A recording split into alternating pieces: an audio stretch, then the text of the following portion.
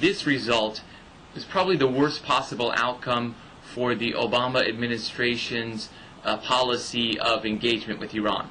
I think the Obama administration probably would have preferred a Mousavi win. The atmospherics of an engagement with a reforming / moderate government certainly would make it easier in Washington. I think they would have lived with a clean Ahmadinejad win and would have said, okay, hard-headed realism dictates that we engage Iran on issues that are important to America's vital national security.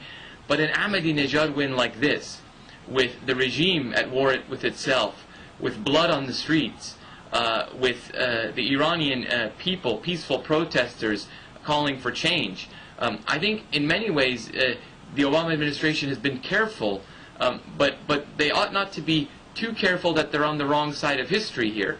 I don't think there's anything wrong with being more forceful in condemning human rights violations, whereas the Obama administration ought to stay away from getting involved in the internal political dispute that's playing out within Iran. It's a delicate balancing act. I think you do realize, I mean, I don't disagree, because I think there comes a point when you have to acknowledge reality.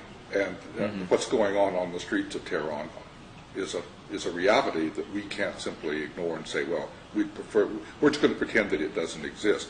At the same time, it's an extraordinarily fine line that one has to walk. And if you, in fact, come out and blatantly condemn, say, the acts of the Basij for their brutal terrorism on the streets of Tehran, the regime will say, aha, see there, they decided that really they're on the side of these terrorists and these people who are trying to upset the entire regime, and that it's all the foreigners' fault.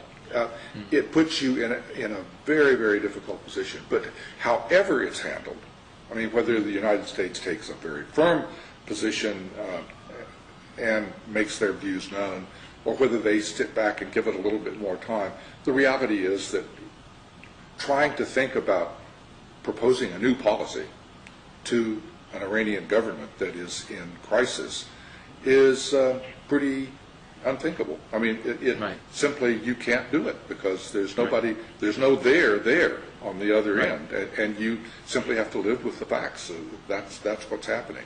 So I think everybody in Washington is going to be watching the news broadcast the same way we are, from day to day, trying to figure out what's going on, and then repackage, rethink, or improvise, basically, based on what they actually see happening and what seems to be the kinds of possibilities of things that one can do.